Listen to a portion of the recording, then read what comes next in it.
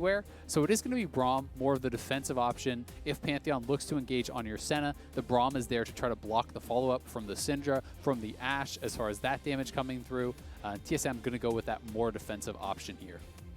Okay, well, TSM have a very, very large front line. It's Senna puts out a bit of damage. Bjergsen and Orianna can certainly do a ton out there. Mid lane you can absolutely rely on. And Spica has been hit and miss, but he's had some very good games, especially if we do see Warrior Olaf, which is the build I expect. I can see him really take over. On the FlyQuest side, though, Wild Turtle is back in the lineup alongside Ignar. Ignar has been a very strong performer this year. He's got the Pantheon support. That's going to be fun. There's a lot of really good engage out of here, right?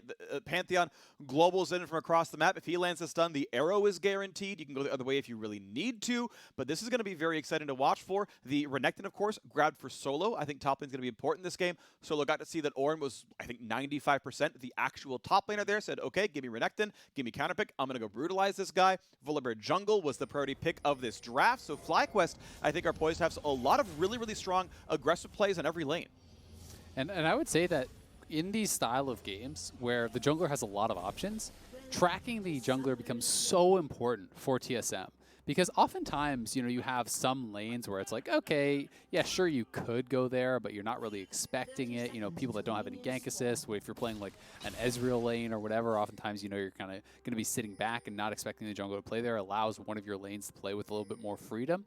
In this case, you don't really have that luxury on TSM. You have got to be scared of the jungler showing up in any single lane here. So it does mean that TSM is going to have to do a really, really good job of actually tracking Santorin throughout the entire game and making sure that they're well aware of where he could be so that the lanes on the other side of the map can play more aggressively and not just cede control across the board.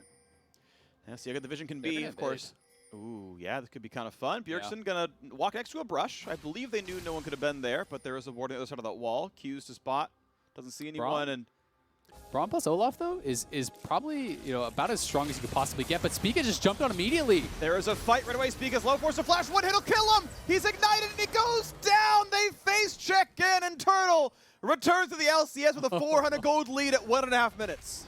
Oh, man. I think that the attempt there makes sense from TSM, but because they knew they got spotted, they swept out the ward. You're allowing your opponents to actually prepare for that. If you checked into Santorin, Wild Turtle, and Ignar, who were already on the red buff, you win those. But because there's actually, you know, them getting spotted, they know they're spotted, and then as Bjergsen and Doublelift are actually hitting the ward, Spica is moving forward and just absolutely gets burst down. Santorin very intelligently started Q there for the stun to be able to lock him up for his teammates, and TSM just was not coordinated on that invade.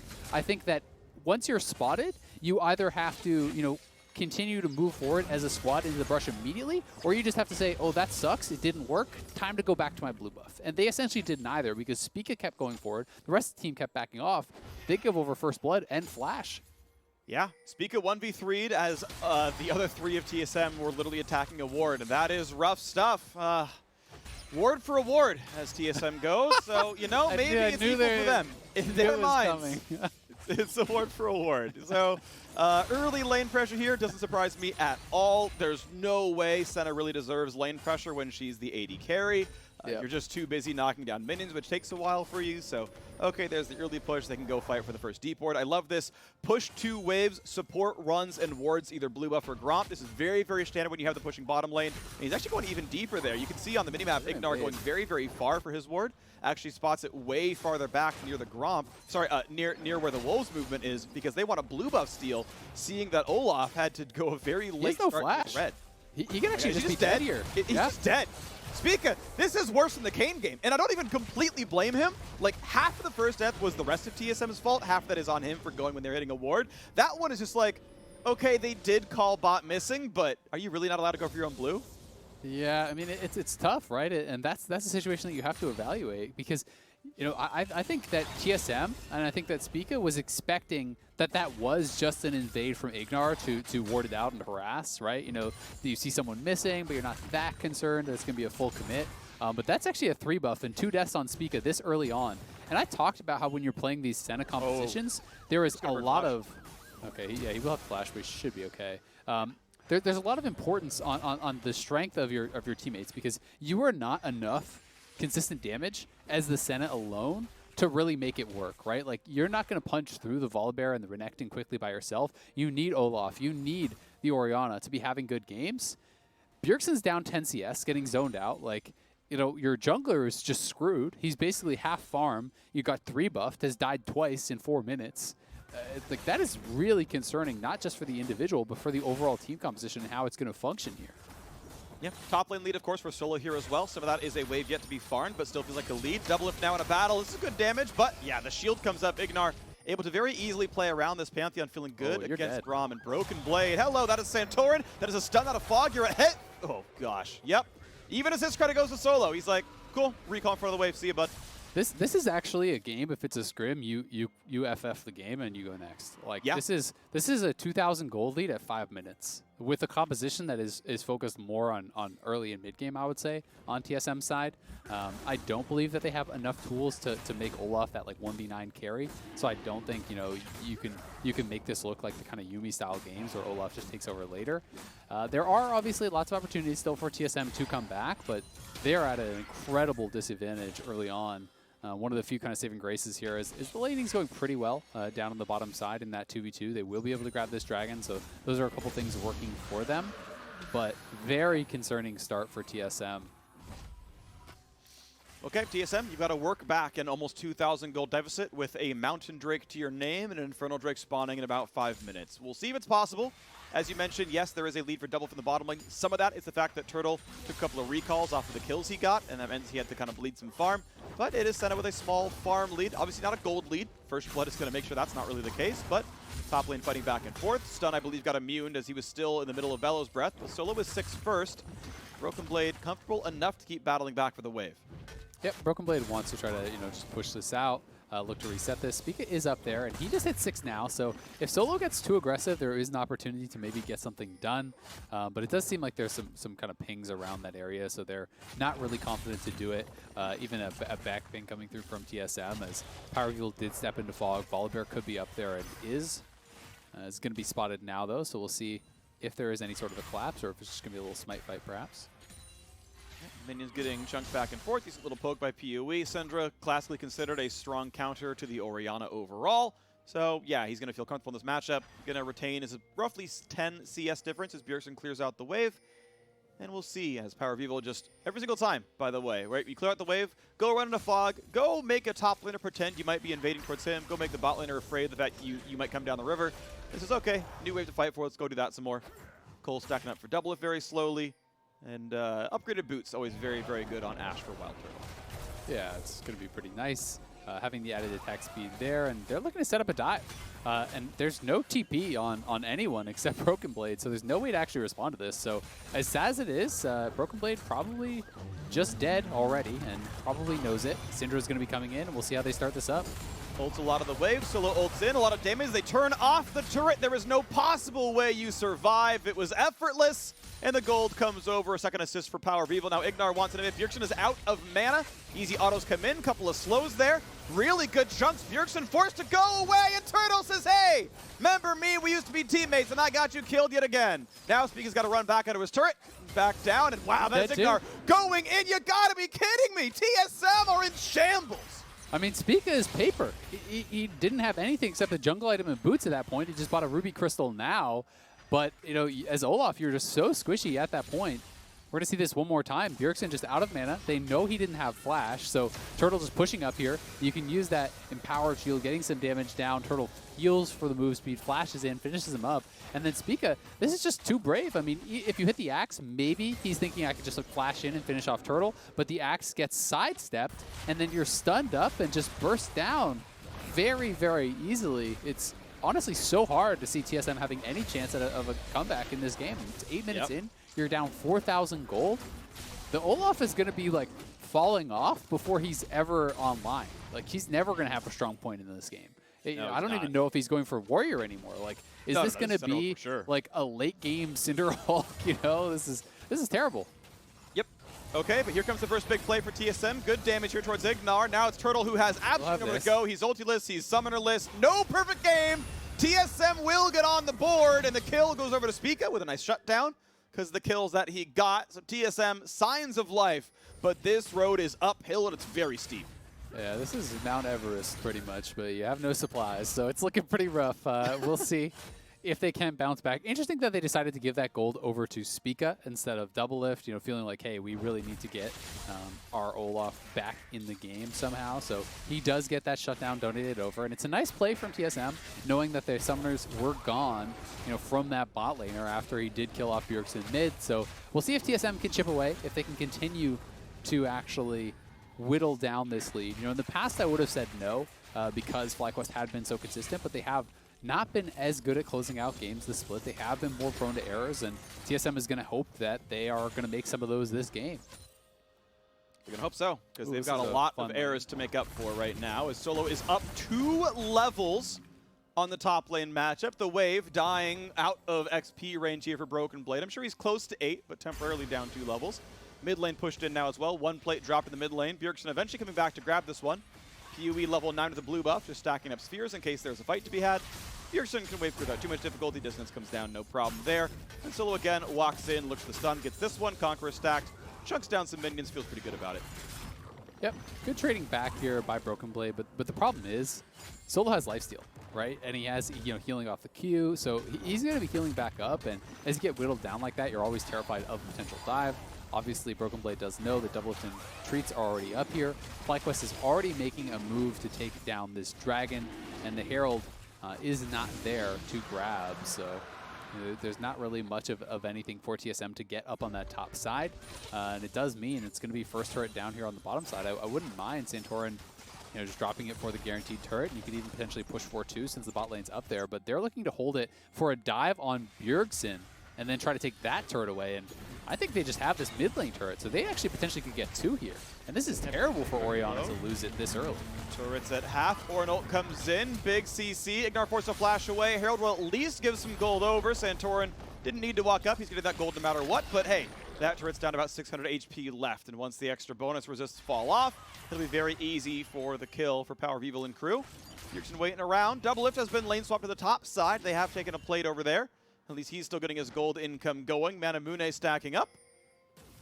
Yeah, I mean, it's something, but you kill a turret so slow as Senna. The bot lane turret has 2 plates. The mid lane turret has 1 plate. You know, most of your members are up on that top side, so it's tough for TSM. You don't know where FlyQuest is going to look to attack, but they could try to pressure on either side and take down those turrets. Only 1 plate now remaining on 2 of those, so it should be a pretty easy first turret for FlyQuest, really, wherever they decide to go. I mean, this is like 5,000 gold lead. They're just diving Broken Blade again. 3v1, looking for the stun. Broken Blade again. The turret turns off. Santorin makes that dive absolutely effortless again. And it's 7-1 in kills. This turret is absolutely going to die. No one is here to defend it. Give the gold on over. FlyQuest continue to play very strong, high-tempo League of Legends with the gold lead. Santorin just ults a turret, and they get the dive every time. Yeah, this is hard to watch, honestly. For Broken Blade, he is just getting absolutely slammed. The rough part is there's not really much he could do about any of these dives that are actually coming through besides maybe anticipating it earlier and just leaving. There's no way really for him to survive. His teammates have not been in a position to ever really defend him on any of the dives. They don't have TP on their mid laner to actually try to get up there and help him in a lot of situations. Spica was put so far behind, so you know, Santorin can just go wherever he wants. He doesn't have to be worried about the Olaf, but Broken Blade already dove 3 times now and just put so far behind, right? You know, he's 40 CS down on the Renekton. He's 2 levels down on the Renekton. You know, Wild Turtle is the same level, and Ignar is catching up. So this is a brutal game. Like your front line isn't even going to be tanky on TSM, and you have no damage behind it. Does Ignar win the 1v1 against Broken Blade? I mean, maybe not because lethality against someone who's actually buying armor, but like it's actually close. You know? I don't think so. I think that's too far. Ornn is still so good in melee champions. Like, you know, you can't get actually bursted down by Ignar. Like maybe there's some world where he whittles him down slowly, but it's pretty hard to actually fight into Bellows Breath and the damage proc there. Well, you saw some little resource juggling. They made sure Double Lift got the ward kill. Spica, though, was grabbing the red buff. They made sure that he got that gold and XP onto himself. They still want to keep him, you know, up to date and relevant if at all possible. 7,000 gold difference. I'm sure someone can tell me the stat check. This feels like the largest gold lead in the LCS this split by far at this point in the game. Like I don't think we've got a game this lopsided before. Maybe the perfect game against CLG at the start of the split. Maybe that was as one-sided, but I'm not even sure it was. This one feels like just about the most one-sided game we've seen so far in the LCS this split. And it's pretty surprising to see how quickly the wheels just fell off. Off of that TSM invade, and then Spica just dying again. FlyQuest got full control of the map and just did everything right with it. I need to interject because I did not set this up, but thankful reminder, thank you, Tom, for the stats update. Turtle is 1 kill away from 1,500 regular season kills. He might have it here, or he might be shut down as TSM comes in. 14.99 for Turtle. As Treats comes in, they find the stun on his support, and that's not going to make it work very well. Ignar is going to drop, so not just yet. Ignar's first death of the game. TSM again find an individual kill, but every time they get it, they've had 3 more deaths leading into that moment in time. Pee-wee grabs a blue buff. Top lane is under a little bit of fire, but it's going to be wave cleared away. Herald summon doesn't mean too much, but maybe it goes down to Santorin. We'll see what comes through as the gold lead remains 7,000. Yep, still nice to grab your Santorin because you know that TSM is not in any position to actually contest anything. So, I mean, just look at where Syndra is, right? How often in the game is Syndra auto-attacking the tier 2 mid at 15 minutes, right? This is just not where you expect him to be and not where you expect him to feel safe to be at this point. It is 1 dragon apiece, so FlyQuest still pretty far away from Soul. That's something working in the favor of TSM, but it's really hard to see what TSM can do. They're going to need picks, but they don't really have that strong of an engage, so it almost has to be a face check, which means you have to fight for vision, but you lose all the fights for vision, so good luck, I guess, is what I can say for TSM. Yep. Well, they're going to look to fight for Drake number 3. Both teams have 1. TSM have the Mountain, FlyQuest have the Infernal, and now Ocean Drake is alive, and TSM wanting to play around it. A nice bit of damage on a Power of Evil, rooted him in place, but there's no follow-through just yet. Spica has rejoined the squad. It is 5-on-5, and it looks like Solo wants to go for a flank play. 4,500 health left on this Drake. Solo unknown, but Bjergsen going to spot out the brush. Nice ball comes down. This might be a play. Stun's going to come out. Here comes the dive in for Santorin. Ignar over the top as well. This should be a very easy fight for FlyQuest, but a good stun for Broken Blade means they shut down the jungler. Broken Blade getting out of range here as well. Great fight. Shotgun knock into Solo, and TSM try to win this fight. Down 7,000 gold. Solo is going to be taken. You got to be kidding me, TSM. How do you win these fights? But they've done it. The incredible plays out of them. Maybe you can say FlyQuest misplay it, but TSM win a 5v5 while down 7K. And Drake number 2 should be theirs. That is insane. And it's not just 7K, it's 7K at 15 minutes. That's like so much of your total. Oh, the steal! Heartbreak for TSM. You still take those, but man, that sucks. Oh, that sucks so much. And Spica has Smite. You hate to see it. I mean, maybe that combo did more than his Smite could have, to be fair. This is level 11 Syndra, and he's a very under-leveled, weak Olaf. Level 9, but, same as Santor. It's not that bad. I mean, that is rough. But let's watch this one more time. And I think largely this kind of hinged on the failed flank by Solo. He actually committed very heavily to going on Bjergsen. He slices and then flashes, so he has no dice reset. But Bjergsen has Cleanse and Ghost. You can't actually chase him down. Solo is one of the strongest members on FlyQuest's team, and he did nothing at all. Plus, Doublelift over the wall was getting completely ignored. Look at Doublelift here. He was getting a lot of damage out on Power of Evil and on FlyQuest members as they actually went over. So, I would have liked to just see Solo try to go past the Orianna, but perhaps he didn't account for the summoners that were actually active on Bjergsen at that point in time. He might not have actually hit tab and checked. We'll watch this combo one more time. It is down at, I see 750. Yeah, WQE all landed at the same time. Yeah, so that actually didn't look like Spica did much wrong there. I think in that case, I will say, this feels maybe could have blocked it. That's true. Okay, so Treats could have walked up. So this feels like what happened at level 1 as well. Like, yes, Spica is the one who's going to look bad if you look at the scoreboard straight up. But any pro team in the world can just pull that Drake out of the pit. Just walk it back 300 units, and it's only in range of Syndra E, which is like 212 damage. Like, these are fairly basic things that Platinum players will do in solo queue just because they've seen it in the LCS before. Like, these aren't hard things to get right, TSM. No. And one Drake is not going to end the game for you, but it's a mistake you don't want to see. Yeah, especially when you're already really far behind. And I just think it's one of those things that it's mental errors, right? It's you're trying to focus on what's next. You're talking about all these different things, likely in comms. Like, okay, we actually want to fight. Okay, what can we do next? Like, where do we go? How do we win this game? What do we do? And you're just thinking of all these things besides the basics. And unfortunately for them, they didn't actually, check some of the boxes there. I agree, they could have pulled it out. I also think that Braum could have just stood against the wall and put up the shield, and then there's no way to steal that. But unfortunately, neither of those things did happen. Yep. So TSM do lose that dragon, and I mean, it's likely, like you said, it's not going to decide the game probably, but losing that when you're behind actually matters a lot, because especially since it's Ocean Soul, you will have to fight for Soul for sure, right? And now you're guaranteeing that you have to fight earlier. Which is why that's so concerning, because there's less time to make up the gold. There's less time to farm up and try to get to these relevant points in the game for someone like Bjergsen, who is behind, for a lot of these members. And now they're going to be forced to go up against FlyQuest early. Now Spica still being given plenty of golden XP here on the squad, up to 10 here, actually out-leveling Santorin. He's caught up farm-wise. Now I still feel like Volibear outscales, and Olaf, don't get me wrong, one front line is better than the other. Santorin actually has crowd control. Spica is just a meatball. To quote Captain Flowers here, but at the very least, he's at least keeping up here. Farm still going through. Solid CS, a lot of members. 50 CSD in the top lane is going to be really rough. That's a counter pick in tower dives for you right there. Mid lane's at least close. Bot lane's at least close. Yes, TSM's down 6,000 gold, but there's, we saw the last team fight went okay with 7K difference. This one, maybe it's winnable with 6K difference. Yeah, it's always possible. It is always possible, but it's hard to say, right? Because Solo is one of the strongest members on the team. And if Solo has a good fight can look like Doublelift dies instantly, right? Just to Solo. In that fight, he literally did nothing. Like, he forced summoners out of Bjergsen, but, didn't even connect on really anyone. So that alone can change it so much. And TSM will have a long path to walk here. But I do agree, it is good to see Spica catching up somewhat. Yes, he is not where he would want to be, but he got the shutdown, he got a couple assists and another kill. That is going to put him at least at a point where he is somewhat relevant, where he can't just be completely ignored.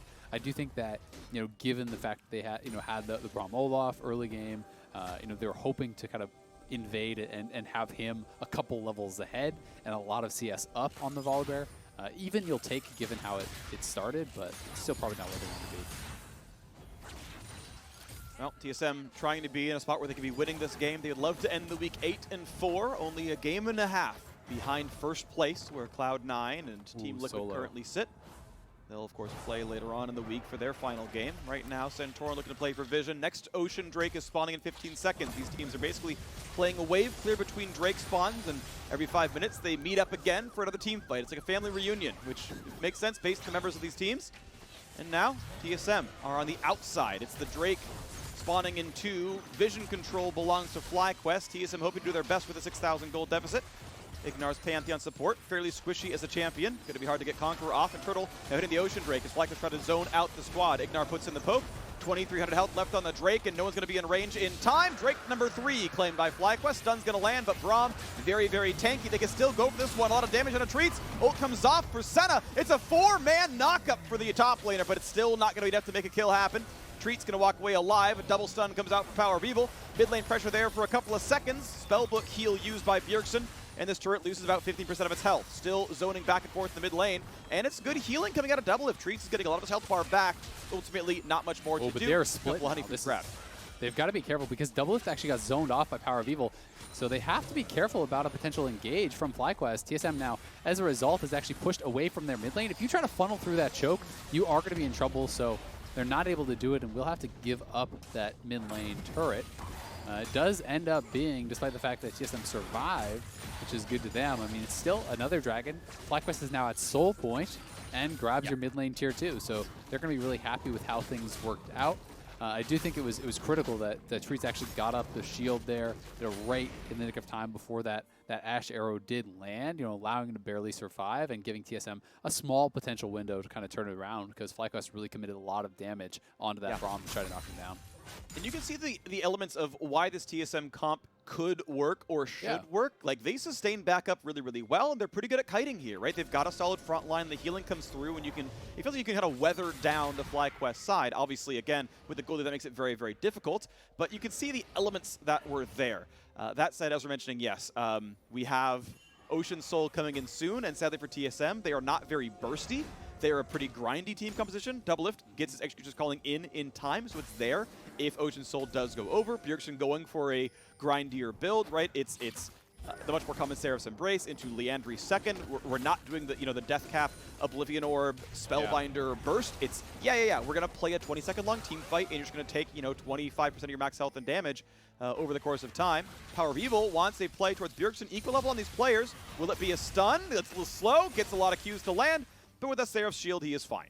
Yep, Seraph self-shield from the E, has the Merc Treads also, so plenty of defense to stay alive there. And yeah, I mean, the reason Bjergsen, I think, is going for this build instead of Deathcap second is the fact that he doesn't have any easy access to the backline, right? He doesn't have a Rakan or someone to actually throw that ball on and try to one-shot Turtle or Power of Evil. He knows he's going to be hitting Renekton and Volibear. And Leandris is great at doing that, so I do think it is an intelligent buy. But as you say, Ocean Soul going to be difficult, but Power of Evil has no ulti. He does have Flash. We'll see if they can get him out of here. Ooh, FlyQuest want to fight. Dive in this one. This is going to be a 5v4. They're going to be late on the Ore, and the whole squad is here. Stun's not going to land, but the re-engage could be enough. It's going to be nice damage and a slow on a Spica. And now Broken Blade is here. It's a full-on 5-on-5. You have to believe FlyQuest would like to take this fight. Triple stun lands. Broken Blade wants back in. Cannot find a single member, though, as the heals come back through. TSM healthy. Still holding on a Shockwave. They still have two of the big teamfight ultis here.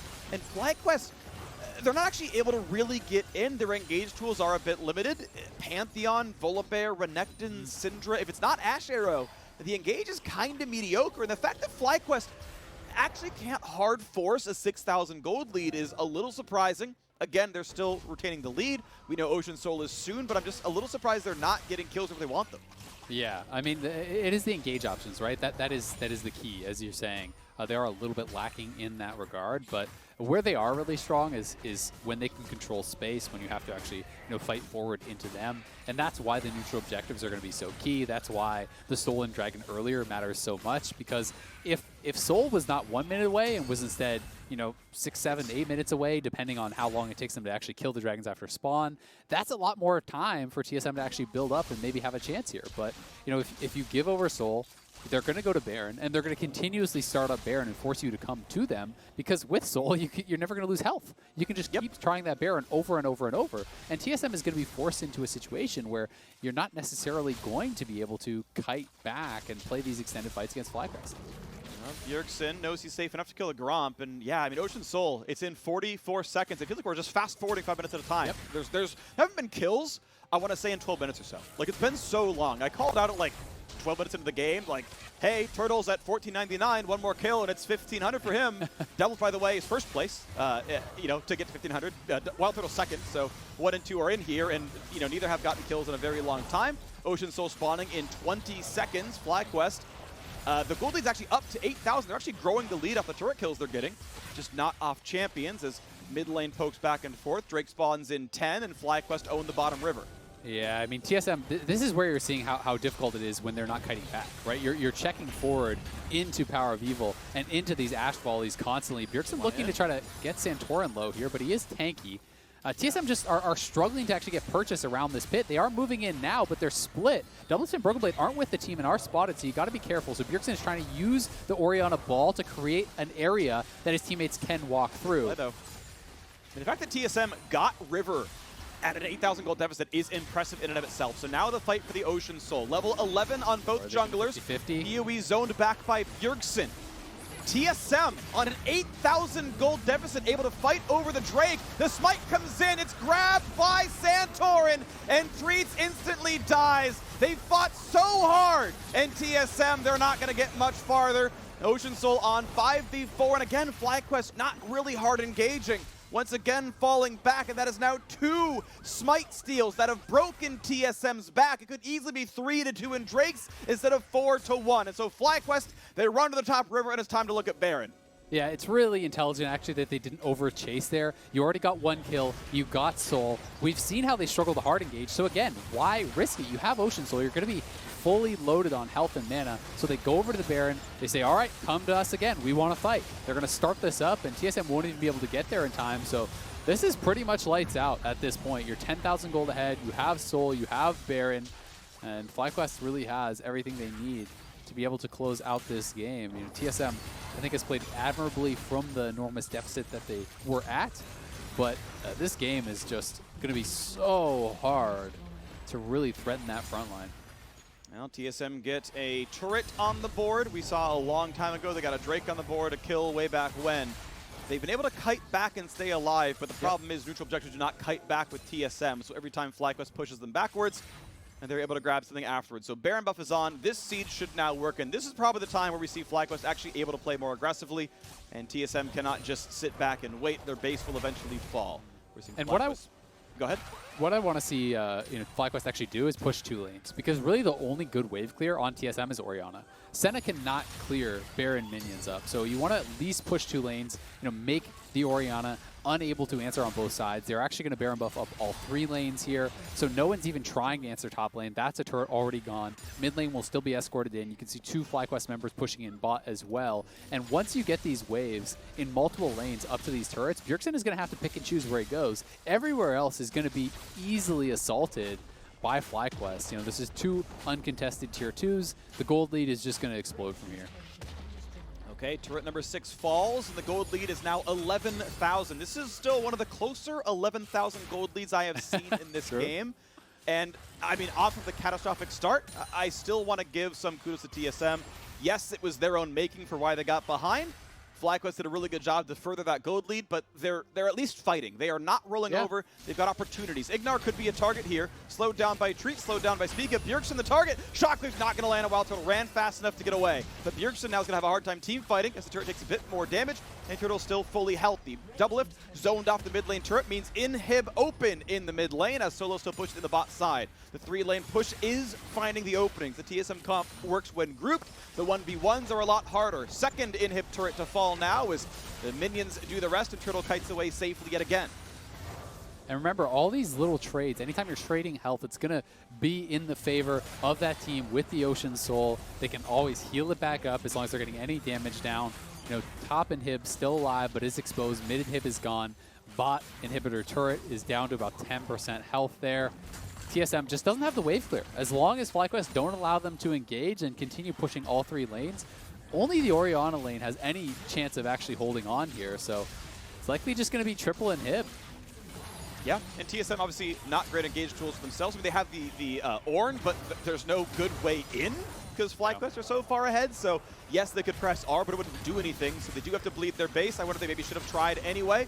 Triple inhib coming very, very soon. Baron buff times out. Solo is the target finally, but he's got Guardian Angel, so they only get an item cooldown off of him. The re-engage comes in. They miss literally every possible skill shot. Solo just flashes without CC on him, and the 3rd inhib falls. TSM tried after the turrets were already gone. Maybe a bit too late. Time to defend now with double Nexus turrets. As the recall comes through for Solo, he'll PV back with full health, and we'll try for round number 2. Big stun on the backside, double lift. Forced to run back to the fountain, presses W, goes for a couple of auto attacks, grabs a couple of souls. Needs the health though as the turrets are falling. One of them about to drop. Stun's going to land on the front line. Treats is safe for this one. Once again to the front line, Solo fights with Broken Blade, but they might find a stun before too terribly long. Going to let that Braum passive time out and again go for the turrets. Waves are gone for now. Still waiting for Turtle to get killed number 4 in this game for 1,500. Going to try for it here against his old team he spent so long on. As this turret is 2 autos from dead, but not just yet. It's not time. Shockwave is back up. Bjergsen could make the miracle play. Turret falls on the bottom side. 1 turret left, and TSM must, at some point, make their stand. Ultis or not, they've got to find the opening. The turret's getting low. TSM finally move forward to look for that play, and they can't get it just yet. All turrets are gone. The gold lead 12,000. Ocean Drake still on, looking for the re-engage. A lot of damage on Broken Blade. Senna ult over the top. Can't find the kill just yet. Still no Shockwave. Spica is now the target, running away for his life. Shockwave on a 3, not going to get any kills. The Nexus in their eyes, and FlyQuest will take down TSM. Nicely played game there from FlyQuest. Yeah. Capitalizing on every little mistake that TSM made in the early game. They snowballed this one out really, really well. It could have been a much quicker game had TSM not been as resilient. I think they did a good job hanging on too, but given that early disadvantage that Spica was put at, they responded admirably to the invade, catching out and killing Spica. They then furthered that snowball by killing him at his blue buff with 3-man invade. Their roams to the top side absolutely buried Broken Blade, made him completely ineffective in the 1v1, and I think FlyQuest deserves a lot of credit for this win. It was a really clean one start to finish. Really, really good job by FlyQuest. I know we gave TSM credit for holding on, but the openings were of their own making.